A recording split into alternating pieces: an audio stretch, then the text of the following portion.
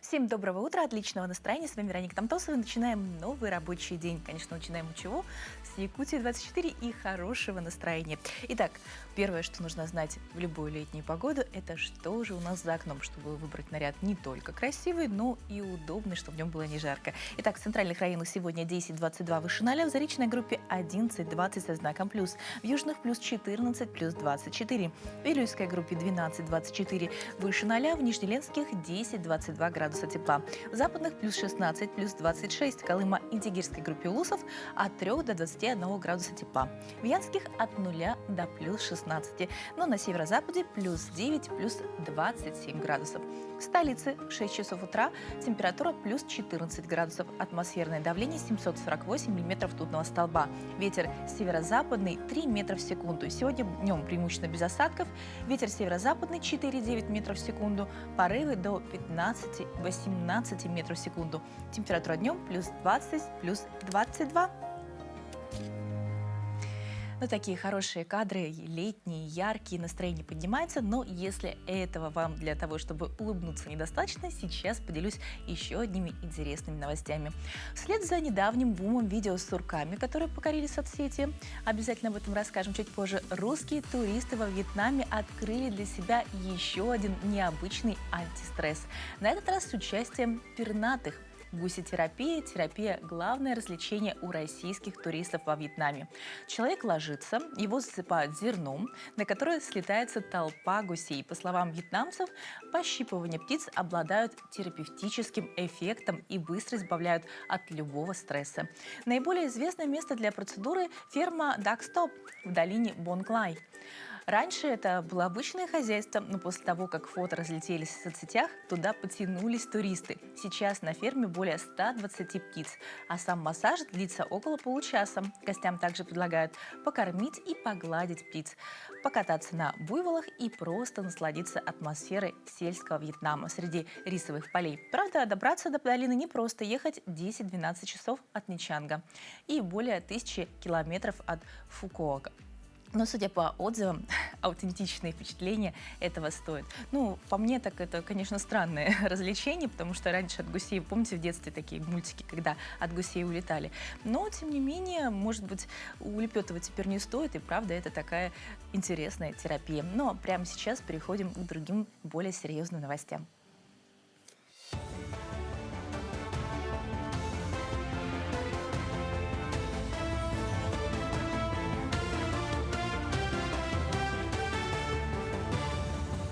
Доброе утро, коллеги. Далее блок новостей.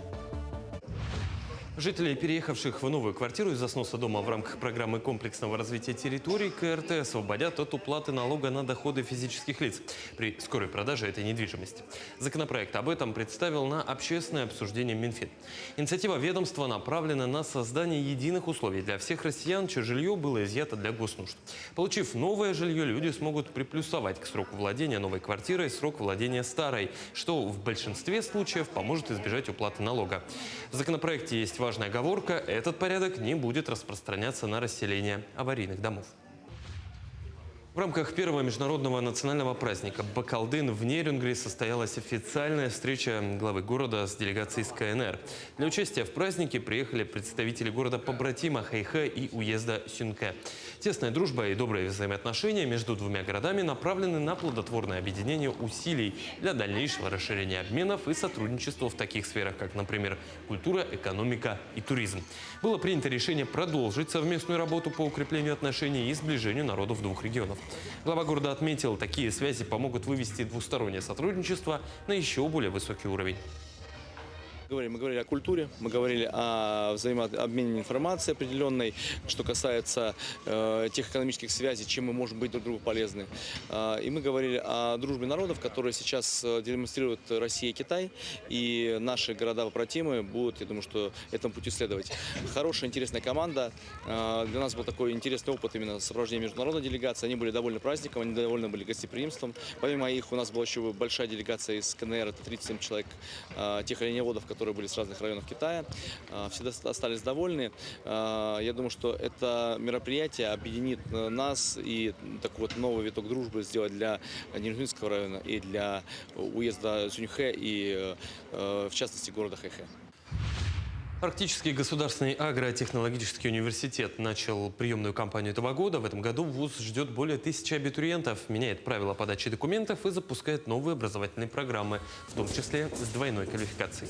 В 2026-м вуз планирует принять свыше 1000 абитуриентов, из них 760 – бюджетные места, выделенные на программы высшего и среднего профобразования, в том числе 170 для среднего профобразования. Обучение будет доступно в очной, заочной и очно-заочной формах. Встречу с любимыми писателями подарили жителям Якутска. В столице республики на Комсомольской площади стартовал второй международный фестиваль «Книжный ветер». Впервые событие прошло в 2024 году с куда меньшим количеством участников. В этот же раз в Якутск привезли представителей свыше 20 издательств из Москвы, Московской области, Петербурга и Хабаровска. Все они представили свою продукцию на ярмарке. Кроме того, участие в мероприятии принимают и писатели, которые готовы дать автограф любым желающим рассказать о своих произведениях. Среди них как якутские, так и российские авторы. Программа фестиваля также включает различные мастер-классы, образовательные интенсивы от экспертов, квесты и даже участие на сцене. Фестиваль уникален тем, что у нас есть 4 разных направления. Это текст, иллюстрация, экранизация, архитектура. И таким образом мы расширяем точку входа в литературу, когда, например, родители не знают, как заинтересовать ребенка и привести его к чтению. Мы предлагаем варианты посмотреть и прийти к книге через экранизированные произведения, сказки, какие-то онхода, через видеоигры. Вообще здорово, что так много интересных событий у нас наполнено лето, да, ими. Но за окном плюс 30. И иногда единственное, чего хочется, это литры холодного лимонада и ведра мороженого. Но стоп. Именно в жару наши привычные спасатели могут превратиться в коварных врагов. Жара – это испытание не только для кондиционеров, но и, конечно, для нашего желудка. Казалось бы, в зной организму нужно меньше еды, но на самом деле ему жизненно необходимо правильные микроэлементы получить, чтобы мы не падали в обморок у офиса. Секретами летнего меню поделимся в нашей постоянной рубрике «Мой доктор».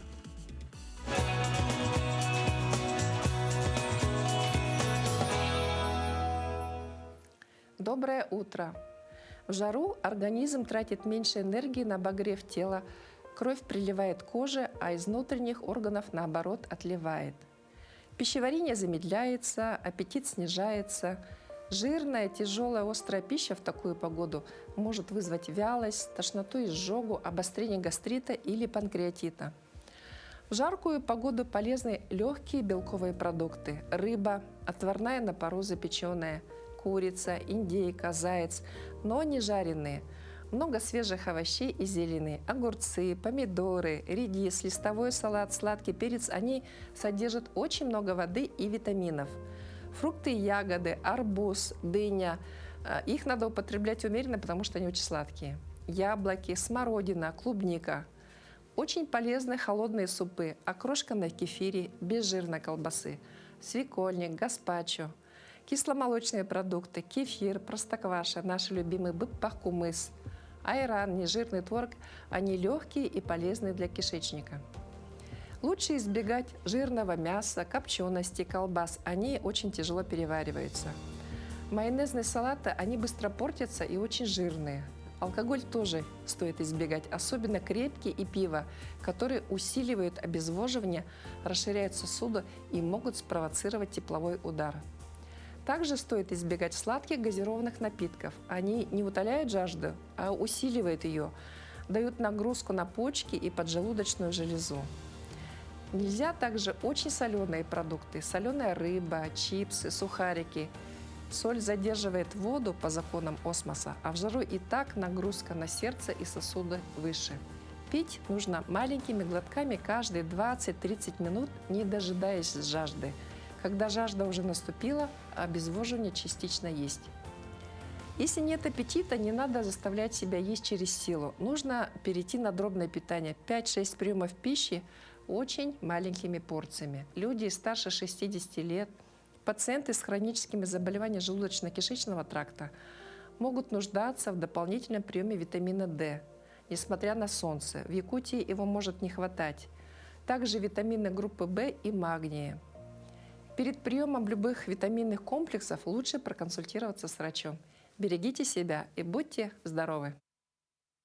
Теперь мы получили советы, каким должен быть летний рацион, но лето – это не только повод изменить пищевые привычки, но и отличное время для формирования новых спортивных. Утро задает тон всему дню, но как часто мы этот тон пропускаем, прячась под одеялом до последней секунды. А ведь утренняя зарядка – это не просто дань моде на ЗОЖ, это инвестиция в ваше сердце, осанку и ясность ума.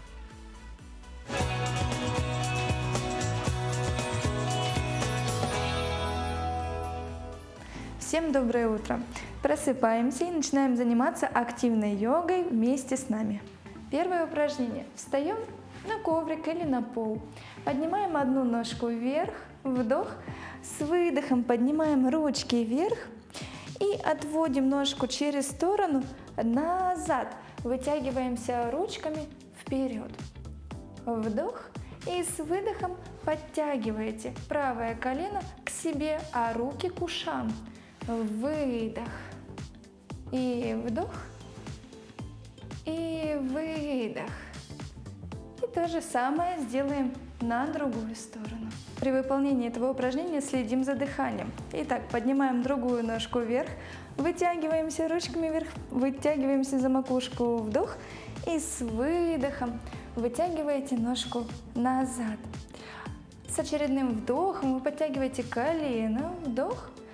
С выдохом подтяните лопатки к позвоночнику, плечи уберите от ушей, локти разверните в стороны, колено к себе, еще вдох и выдох, оттяните ножку назад, пальчики ног смотрят вниз и вдох и выдох назад.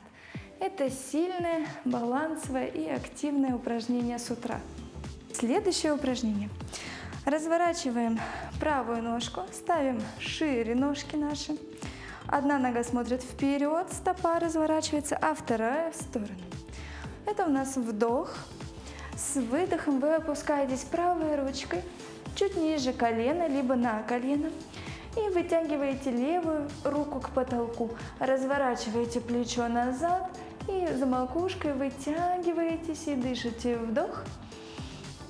С выдохом возвращаетесь по центру и разворачиваете теперь левую ногу в сторону, а правая ножка смотрит прямо. За прямой спинкой и за макушкой наклоняемся к левой ноге, укладываем руку на колено или чуть ниже и поднимаем руку вверх. Вдох, дышим, выдох и вдох. Возвращаемся по центру. Следующее упражнение. Подходим чуть ближе к краю коврика. Правая ножка остается, а левой ножкой активно отшагиваем назад. Таз подкручиваем вперед и руки поднимаем вверх. Вдох. С выдохом опускаем вниз и опускаем руки на пол. Меняем положение ног через планочку. Вдох.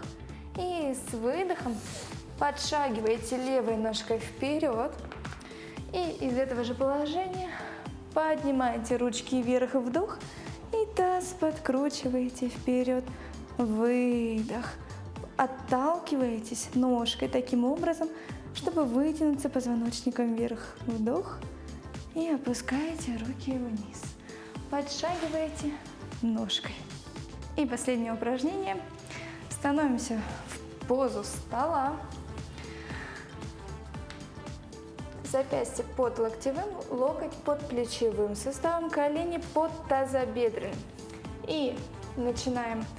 Поднимаем одну ножку назад, вытягиваем, активно включаем ягодицы и бедра.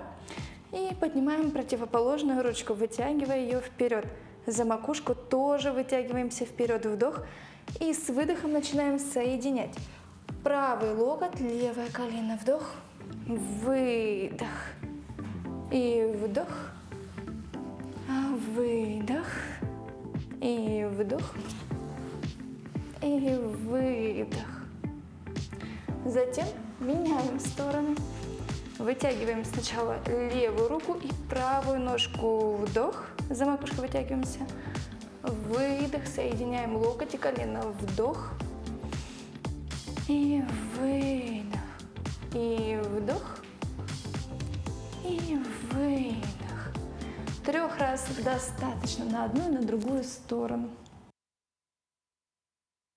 Замечательная зарядка. Спасибо большое нашему инструктору. Делайте ее каждый день, и будете обязательно здоровы. Но сейчас переходим к такой вот очень серьезной теме.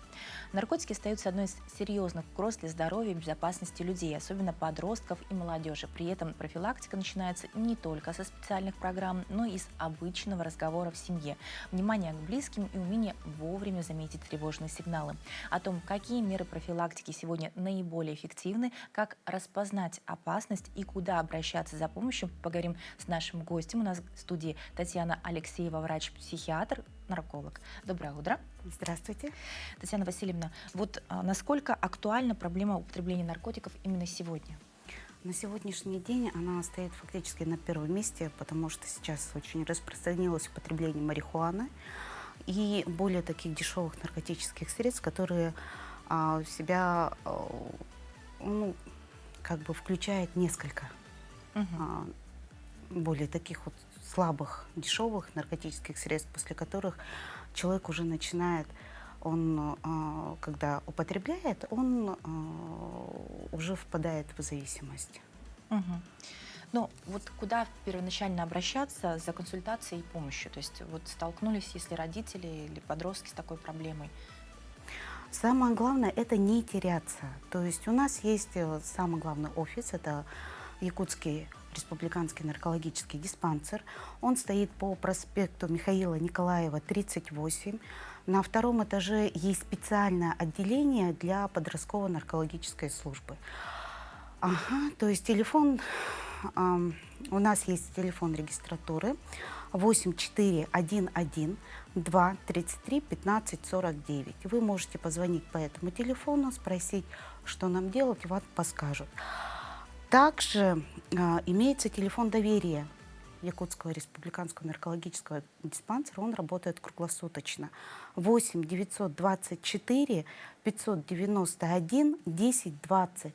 Также есть детский телефон доверия 8 800 2122. Вот по этому телефону вам также могут объяснить и на якутском языке. И также у нас есть очень полезные контакты, плюс к этому Центр психолога медико-социального сопровождения для детей и подростков. Это 430907. Горячая линия психологической поддержки Республики Саха-Якутия. Это 8 800 135 50. Психологическая служба Центра практической психологии СФУ. То есть при СФУ, значит, 49 67 81. Но он в основном расположен для студентов. Если что, они могут ему как бы подсказать, куда обратиться. Ну, вот в каком возрасте наиболее велик риск столкнуться с запрещенными веществами и как часто это бывает? В любом возрасте. Особенно в молодом. Почему? Потому что наши детки сейчас, они очень развитые, они рано начинают курить, хотя с ними ведется беседа о том, что курение – это вред. Они фактически могут просить вот у незнакомого человека сигарету. Этот человек вместо простой сигареты может просто предложить им сигарету вот или с марихуаной, или с каким-нибудь вот запрещенным веществом. Ну, запрещенные вещества, это понятно, что, к сожалению, такое, да, бывает. И какие признаки могут вот сказать родителям, что что-то с ребенком не так? Здесь в основном нужно замечать о том, что вот меняется внешнее, физиологическое, внешний вид, меняется также отношение вот ко всему, то есть к своему быту, меняется его привычное вот поведение. То есть внешне он может быть неопрятный, он может потерять интерес ко всему, что у него было, к спорту, к учению.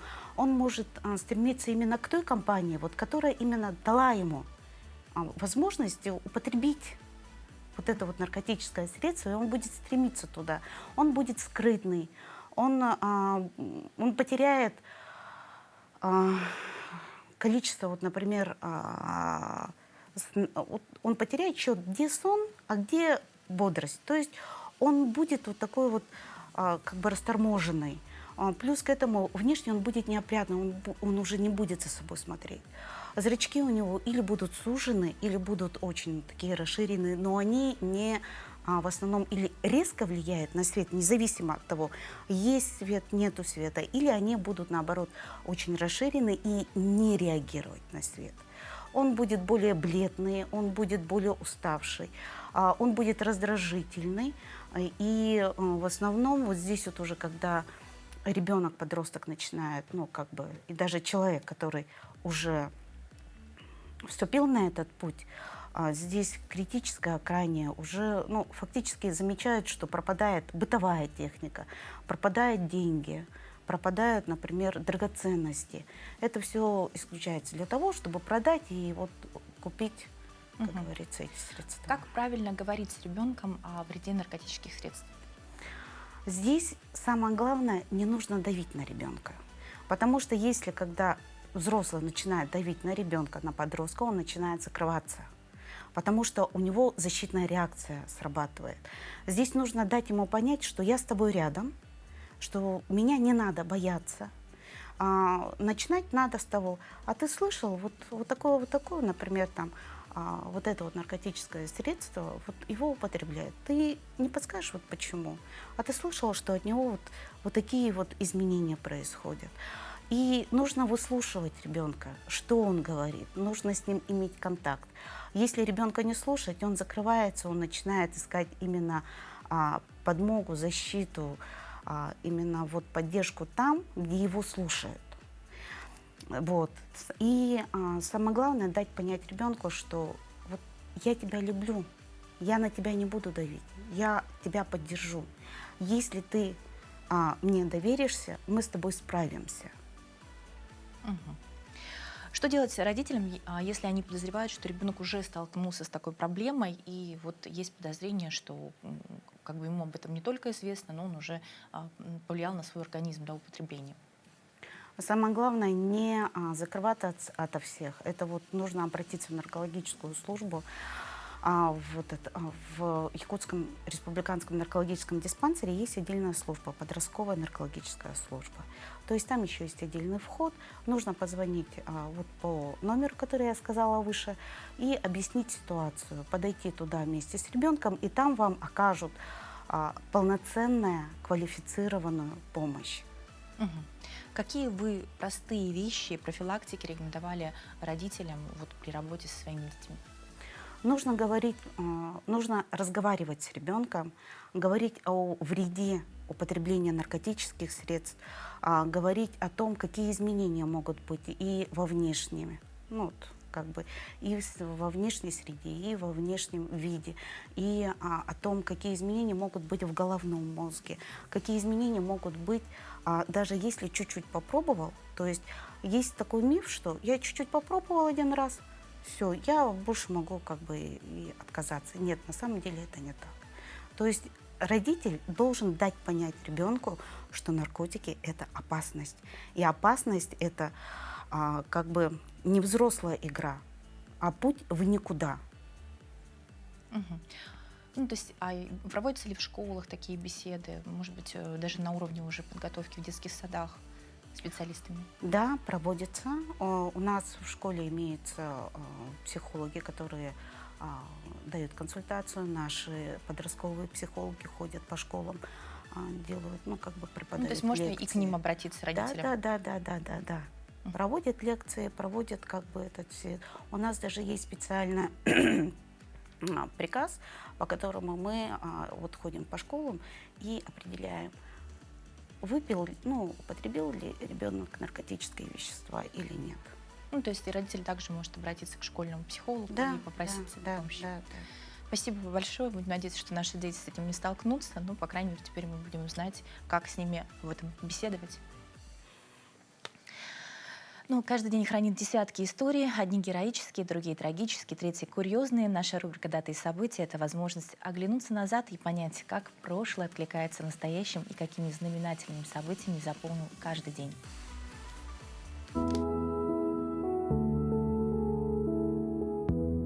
На календаре 24 июня.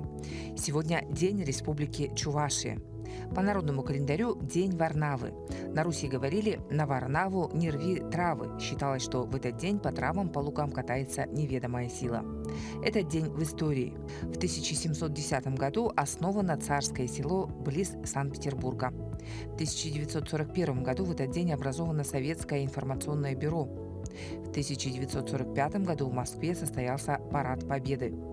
А в 1990 году в Москве состоялся последний концерт Виктора Цоя и группы «Кино». В этот день родились Петр Баклевский, русский художник-иллюстратор, Григорий Котовский, советский военный политический деятель, командир Красной армии, Марина Ладынина, советская актриса театра и кино, народная артистка Советского Союза, Лионель Месси, аргентинский футболист.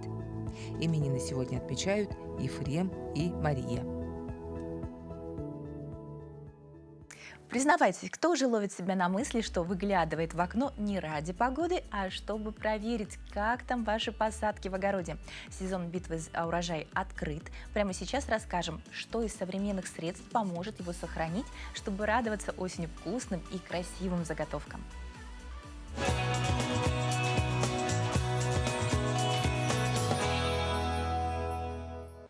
Доброе утро! Сегодня я вам расскажу о вредителях, соответственно, вредители на растениях и как с ними справляться. В этом году довольно-таки много разных вредителей, но, опять же, это паутинный клещ, тля и так далее. По стандартному, но бывают и какие-то клопы на картошке тоже. Соответственно, как с ними бороться? Уже вторая половина лета, и весь урожай практически, уже есть.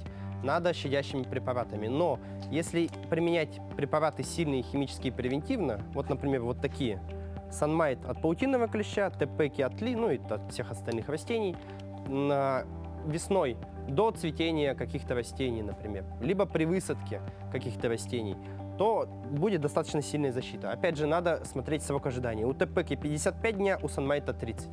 То есть высадили только огурец маленький, опрыскали Санмайтом, все, его клещ не будет кушать. Или скра, или интавир. Это стандартные препараты от большинства вредителей, например. У него срок ожидания 30 дней. Соответственно, их сейчас уже нельзя использовать. Но если использовать их заранее, то вредителей не будет на всем этом протяжении. Также очень популярно, например, что на капусту применить, чтобы ее не ели. Есть и почечные вредители, которые именно корни съедают, есть и листовые вредители. Опять же, необходимо заранее пользоваться самыми разными препаратами. Препаратов различное множество, но можно применять, например, Сэмпай, у него срок ожидания 60 дней, и Землин, у него тоже срок ожидания 60 дней. Соответственно, можно применить сейчас и через 60 дней собрать растение, капусту, и тогда в нем уже не будет никаких препаратов. Это применяется опрыскиванием, это применяется в сухом виде под корень, чтобы именно никакие проволочки ее не ели. Надо учитывать, что при обработке, при опрыскивании надо добавлять зеленое мыло или специальные препараты-прилипатели. Потому что, например, у эустомы, как и у капусты, у нее такие листья, что все скатывается. Соответственно, надо добавлять прилипатели, чтобы банально сработал препарат. И опять же, что делать сейчас, когда уже есть урожай? Например, на укропе, на огурцах появились какие-то вредители, что делать? Например, тля. Можно обойтись безопасными биологическими препаратами. Но опять же, у них есть различные нюансы, как их применять, сколько срок ожидания и так далее. У некоторых 1 день, у некоторых нет срока ожидания, у некоторых 5 дней максимум. Соответственно, есть такие бетоксибациллин, фитоверм, инсектобактерин, биоверт, и самое различное множество других. Это вот такие стандартные. Обычно фитоверм все используют. Он быстро разлагается, и через 3-5 дней можно употреблять в пищу различные овощи и так далее. Он применяется именно от взрослых стадий вредителей, имага называется. Бетоксибациллин – это уже бактерия, которая именно работает на личинок и куколок различных вредителей. Их можно применять вместе. Инсектобактерин – это то же самое почти, что и бетоксибациллин. Также бывает такой биоверт, относительно новый, кстати, препарат. Он хорошо работает на трипса, на паутиного клеща, на белокрылку, но только в закрытом грунте. То есть, опять же, у разных препаратов биологических есть такие нюансы, надо узнавать у специалистов. Биоверт работает только в закрытом помещении, в теплице условно, потому что ему надо особые условия для содержания. А так работает отлично. Также хотел бы посоветовать книгу местных авторов. Очень великолепная книга. Может, это как раз-таки проблемы вредителей культурных растений Якутии. Можете ее открыть и изучать, против каких вредителей что применяется. И очень наглядное пособие, какие вредители есть, с фотографиями и так далее. Вот клопы, например. Великолепная книга. Ну и желаю вам, чтобы все ваши растения были в порядке. Следите за ними. Удачи вам, хороших урожаев. Да, урожай обязательно будет хорошим, если его любить и о нем, конечно, заботиться. Ну а сейчас мы каждое утро задаемся одним и тем же вопросом. А какой у нас самый интересный и необычный завтрак? Конечно, свежая зелень со своего огорода – это всегда кстати, но мы пошли дальше и узнали, каким интересным может быть утро, если провести его на улицах старого города в Хабаровске, где не просто гулять, а искать следы былых меню, истории гастрономических предпочтений и удивительных историй завтраков хабаровчан. Подробности в сюжете наших коллег. Пока город еще окончательно не проснулся, воспользоваться возможностью без лишнего шума и суеты насладиться архитектурой и погрузиться в особую уникальную атмосферу старого дореволюционного Хабаровска. А потом еще и позавтракать на балконе исторического здания. Ну как от такого можно отказаться? Название экскурсии «Гастроутро» говорит само за себя. Не просто прогулка по историческому центру, а с акцентом на кулинарные традиции той эпохи. Где брали информацию о том, что ели, пили до революции наши хабаровчане? Все, что пили и ели, все продавали изначально. А те, кто продавал, хотели свою продукцию рекламировать. А где мы предлагаем продукцию? Мы предлагаем, конечно, на страницах газеты. Гастрономический экскурс ведет Эмилия Хмеленко, известный в городе экскурсовод, исследователь Хабаровска. Так рано. Неужели так интересно вам походить по городу? Ходить по городу, да, с удовольствием. Я это гастроутро еще хотела посетить в прошлом году. Маршрут экскурсии ведет к театру юного зрителя неспроста. До революции здесь было общественное собрание. Славилось не только культурными мероприятиями, а еще и буфетом. Принимаются заказы на завтраки, обеды и ужины. И дальше самое главное, а также и на дом. Ну, то есть тогда уже была доставка. Причем дореволюционная доставка работала по принципу современных сервисов. Горячие обеды горожане получали прямо на дом или в офис, отправляли заказ курьерами пешком или развозили с посыльными. Можно было оформить длительную подписку на обеды. Вот в том магазине, на котором сейчас написано «Аптекарский магазин», магазин Хлебниковых братьев, совершенно потрясающие вещи предлагались. Имеются в продаже в магазине французские закуски, мясные и рыбные, сыр в баночках, апельсины, устрицы, свежие яблоки. Удивительно, но факт. Гастрономическая жизнь в Старом Хабаровске была весьма разнообразной. Строилась на уникальном контрасте. Благодаря железной дороге привозные деликатесы на столах местных купцов и чиновников гармонично сочетались с дарами местной природы. А ровно напротив, в здании, где сейчас научная библиотека, было ни много ни мало заведение паштетное. Есть ли у нас в Хабаровске сейчас одна паштетная, я, честно говоря, не знаю, но на тот момент было. Как сейчас, так и тогда в этой части города было сосредоточено большинство питейных заведений. Неудивительно, что и вегетарианскую столовую открыли тоже здесь. Кстати, на запрос, когда в нашем городе открылось первое вегетарианское кафе, интернет выдает 2014 год. Но на самом деле все случилось гораздо раньше, еще до революции. Василий Плюснин вдохновился учением писателя Льва Толстого, который пропагандировал отказ от животной пищи. Так вот, в итоге Василий Плюснин организовал в нашем городе общину толстовцев, занялся огородничеством и открыл первую вегетарианскую столовую. Что касается ценовой политики, в дореволюционном Хабаровске самым дорогим продуктом был вовсе не деликатесный осетр или икра, а обычный сахар. Стоил в 3 раза дороже, чем осетр. Импортный из Китая и Японии специально облагался огромными пошлинами, чтобы везли из европейской части страны. Так Российская империя поддерживала свою свекло-сахарную промышленность. Дорогим был и кофе, но поскольку здесь мало кто разбирался в экзотических зернах, его начали массово подделывать недобросовестные торговцы. Лепили зерна из желудей, бобов и даже глины. Местные власти были вынуждены выпустить инструкцию, как распознать подделку. Обнаружить эту подделку можно сдавливанием зерен между пальцами. Настоящие зерна выдерживают давление, тогда как поддельные отличаются хрупкостью. И дальше еще 2 абзаца, как это нужно процеживать, осядет, не осядет. Гастрономические истории – это только первая часть экскурсии, вторая – завтрак на балконе исторического здания. Этот дом был построен для специалистов Амурского речного пароходства. Яркий пример архитектуры довоенного неоклассицизма.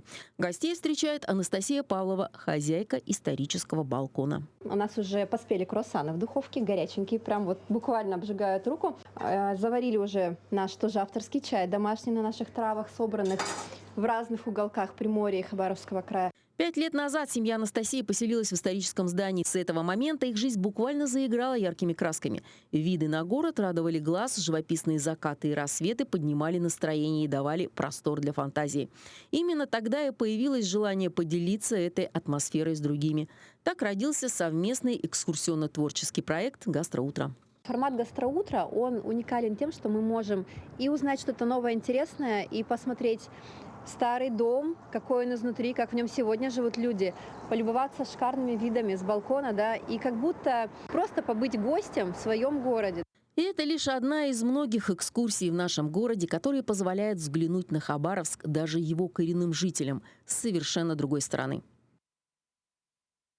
По-моему, потрясающая идея устроить такой завтрак может каждый, так что вперед. Если вы еще не пробовали выпить чашечку чая, кофе или даже хотя бы глоток воды на своем балконе, полюбоваться городом, то это вот отличный способ вдохновиться на новый рабочий день. Ну, в жару, заботе и внимании нуждаемся не только мы, но и, конечно, наш верный железный конь. Пыль, грязь, поездки за город, и тут на помощь приходит мойка с самообслуживанием, экономия, скорость и никаких очередей. Вот главные козыри мойк самообслуживания. Ну, конечно, если попасть не в час пик. Но дьявол, как всегда, в деталях. Неправильный угол подачи воды может стоить вам лакокрасочного покрытия, а забытая в багажнике тряпка сведет на нет все усилия. Как пройти этот квест за 5 минут и не оставить разводов, расскажем прямо сейчас. Всем привет, друзья! Сейчас мы едем с вами на мойку самообслуживания, на автомойку, где можно помыть машину самому. Знаю, многие уже это умеют делать, пользуются этим, но все же есть люди, которые немножечко, может, этого опасаются. Алгоритм мойки машины на мойке самообслуживания сейчас я вам и покажу. Вперед! Начинается все с оплаты автомойки. Здесь система предварительной оплаты. Для того, чтобы оплатить по карте, мы прикладываем ее сюда, предварительно выбрав сумму. Примерно 300 или 250 рублей должно хватить на малолитражку, не сильно загрязненную. Сделаем 300. Далее нажимаем кнопочку «Оплата», и аппарат просит приложить карту. Сейчас у нас появится время, которое нам отведено на мойку за наши 300 рублей. Обратите внимание, что также можно будет помыть и с помощью наличных. Здесь есть купюроприемник, который принимает купюры. Если она не сильно загрязненная, то необходимо сперва на сухую покрыть ее пеной. Сегодня у нас красивая розовая пена, и мы начинаем покрывать машину пеной снизу вверх. Снизу вверх, чтобы нижний слой пены начинал работать, пока верх не наносится. Проходим по кругу, не забываем про колеса и колесные арки.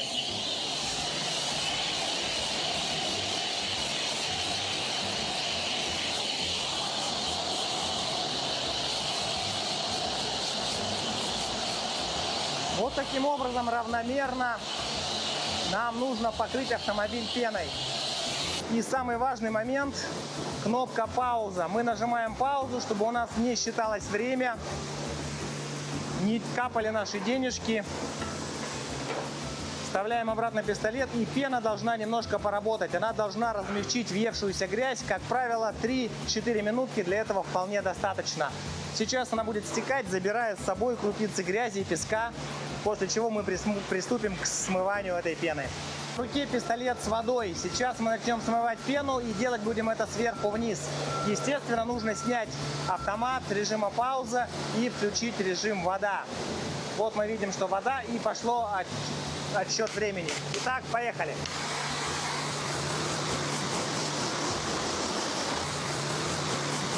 В моем случае нужно будет промыть еще багажник.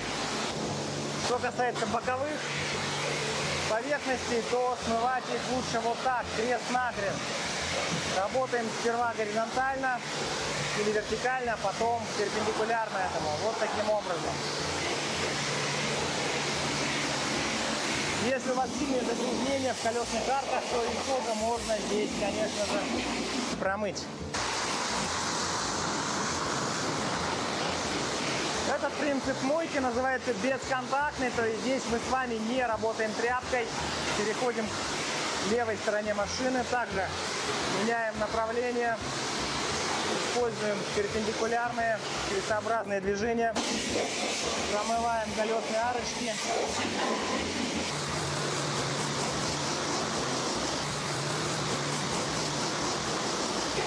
Кстати сказать, напор довольно сильный, то есть держать пистолет нужно обязательно двумя руками, ведь иначе он может просто выйти из-под контроля.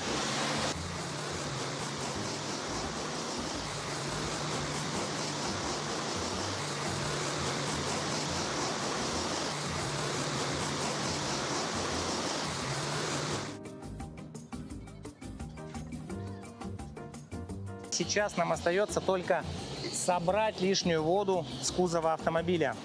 Мы используем специальную тряпку, которая должна быть у каждого водителя, и она очень хорошо собирает влагу. То есть вот таким образом, не размазывая, а просто протягивая тряпку, собираем с кузова лишнюю влагу.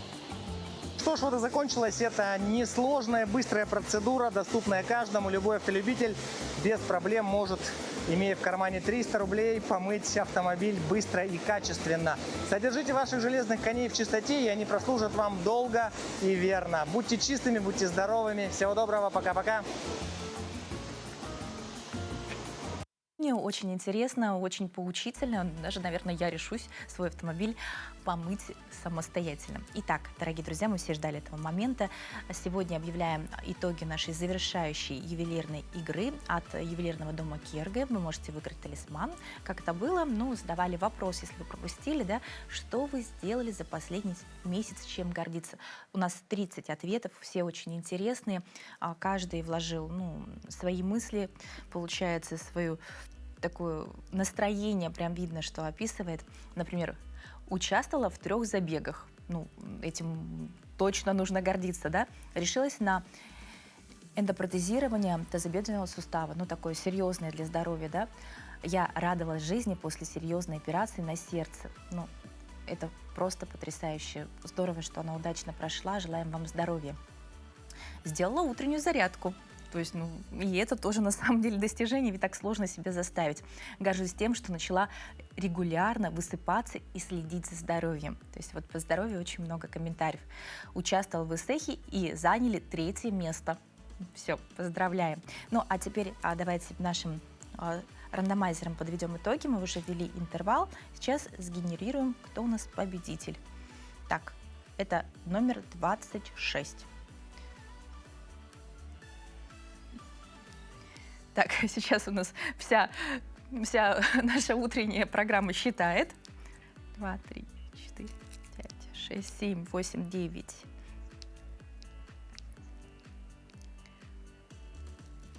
Вот, это Елена Захарова. У нас несколько от Елены комментариев, в том числе был про МГУ. И вот она выиграла комментарий про внуков, что мои родные дети и очаровательные внуки приезжают в гости. Так что, Елена, спасибо вам большое, что вы участвовали. Здорово, что вы любите родную природу, то есть на МГУ отдыхаете, да, и что рядом с вами ваша семья. Желаем, чтобы выезд на МГУ прошел удачно. И после эфира с вами свяжутся и расскажут, как получить талисман от ювелирного дома Керге. На этом завершается наша ювелирная игра, но не пропустите, в следующий вторник будет еще что-нибудь обязательно интересное. А мы тем временем переносимся в Китай. В провинции Сучань есть место, которое туристы называют королевством сурков. Деревня Моска приютилась высоко в горах на высоте около 4000 метров. Там сурки совсем не боятся людей, все потому, что местные жители веками не охотились на них и даже подкармливали. В итоге пушистые грызуны привыкли к туристам и сами выходят на контакт. Говорят, стоит присесть на лугу и помахать печеньем. И они тут как тут. Наблюдать за сурками в Моске можно часами. Они дерутся, играют, позируют на фото. Туристов это очень забавляет, однако есть одно строгое правило – трогать их категорически нельзя. И дело тут не в капризах защитников. Сурки – природные носители чумной палочки. В Китае до сих пор фиксируют случаи заражения людей после контакта с этими грызунами, поэтому в Москве туристам разрешается только кормить и фотографировать, и обязательно мыть руки после встречи с пушистыми обитателями. Вот такие вот замечательные сурки живут, ну и правда, техника безопасности прежде всего. Дарим вам еще раз пожелания хорошего настроения, ну а наш эфир продолжают более серьезные новости.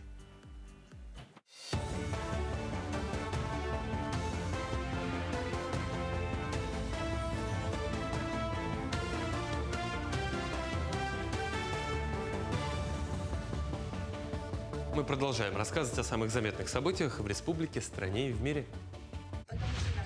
В Якутске стартовал первый республиканский форум «Алмазное долголетие», посвященный вопросам активного и здорового долголетия.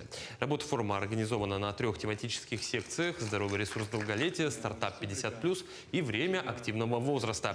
Гости получили актуальную информацию о профилактике заболеваний, мерах социальной поддержки, возможностях трудоустройства, предпринимательства, волонтерства и современных технологиях, включая искусственный интеллект. Форум также становится площадкой для обмена опытом между специалистами социальной сферы, людьми старшего поколения и их родственниками.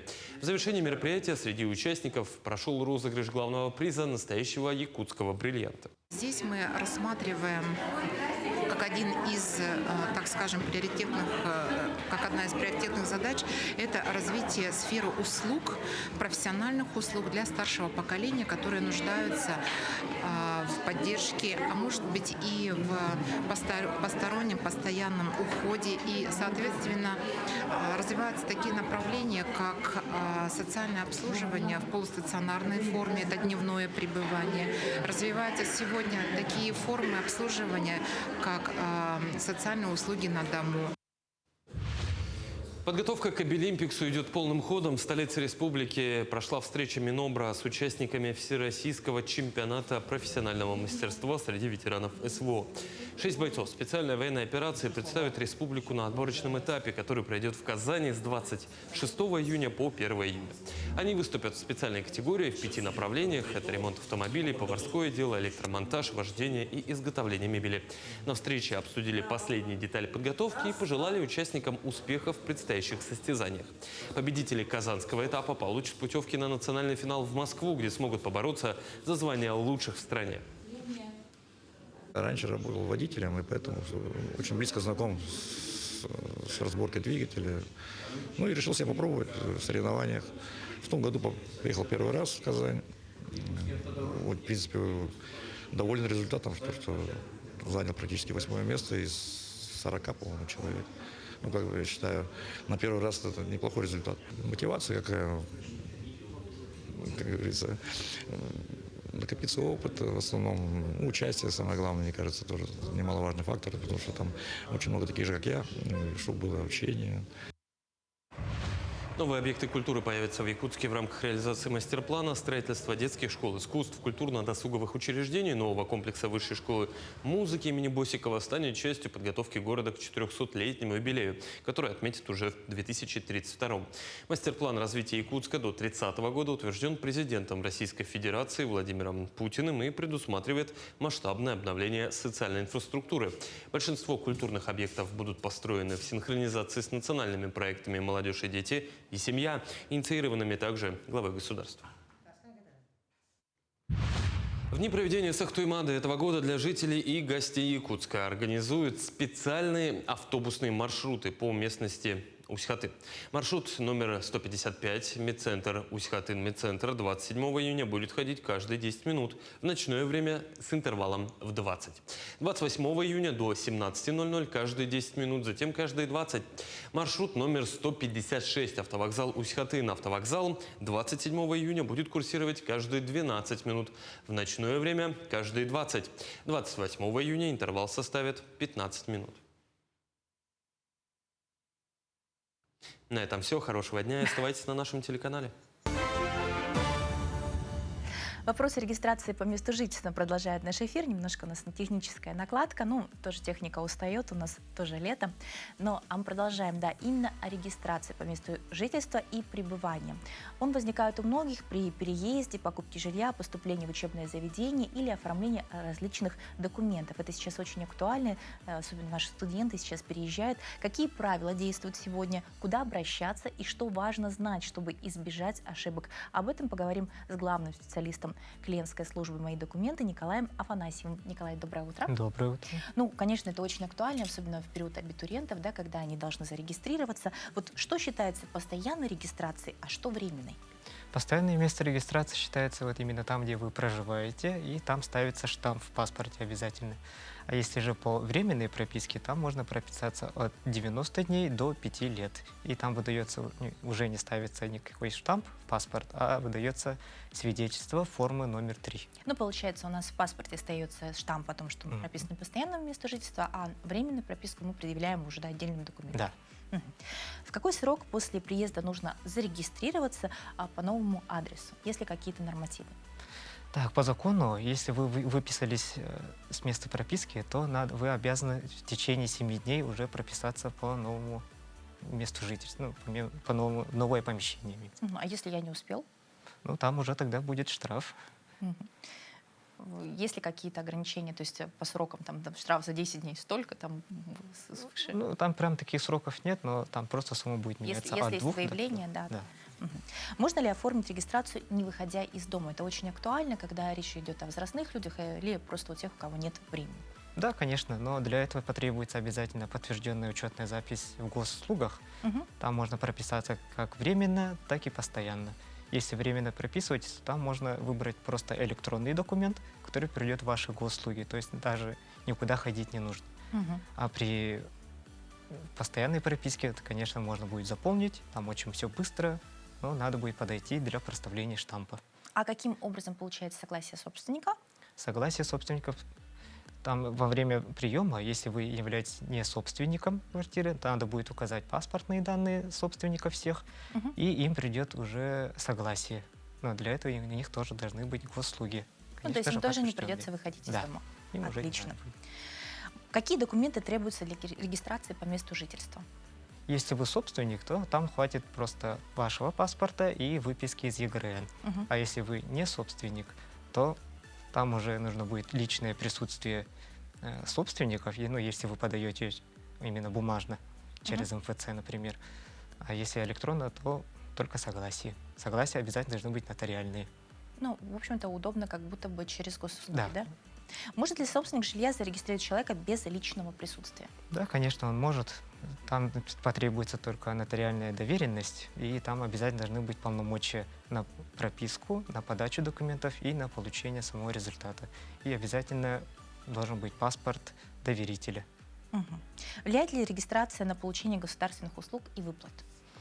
Да, потому что многие, точнее, многие услуги, конечно, они экстерриториальные, то есть я, допустим, прописан в одном регионе, а в другом регионе там тоже могу подать, потому что услуга государственная, а есть еще некоторые выплаты, например, вот республиканские, региональные, там уже прописка, да, конечно же, решает.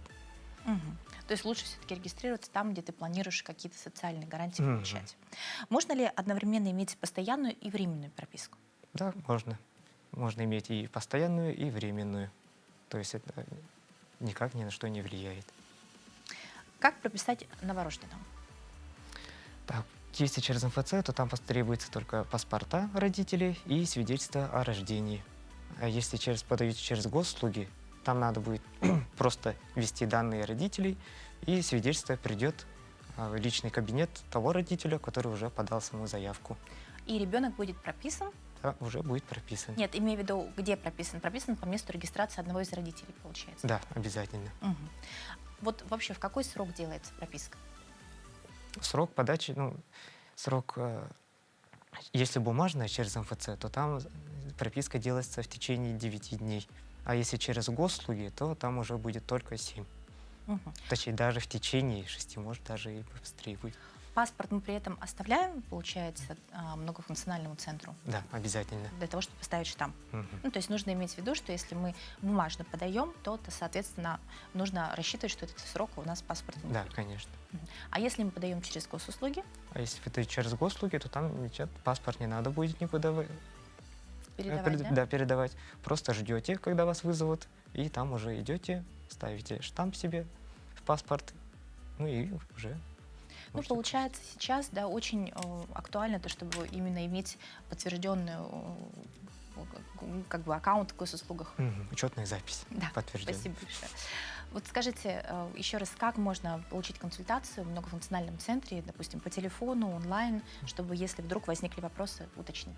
Консультацию можно получить у нас в центре «Мои документы», либо же через сайт mfc-saha.ru. Есть еще там чат-бот. И, конечно же, по номеру колл-центра 8 800 122 16. Николай, огромное спасибо. Я думаю, что мы все вопросы разобрали. И теперь ни у кого вопросов с пропиской временной или постоянной не возникнет. Ну и опять напоминаем, что вот подтвержденная учетная запись в госуслугах — это очень удобно. И ее тоже можно в многофункциональном центре получить. Ну а мы вам, в свою очередь, желаем хорошего дня, прекрасного настроения, отличной работы. Пусть летнее настроение заряжает вас энергией на весь оставшийся день. Ну и начинайте утро, конечно, вместе с нами на Якутия 24. Всего доброго.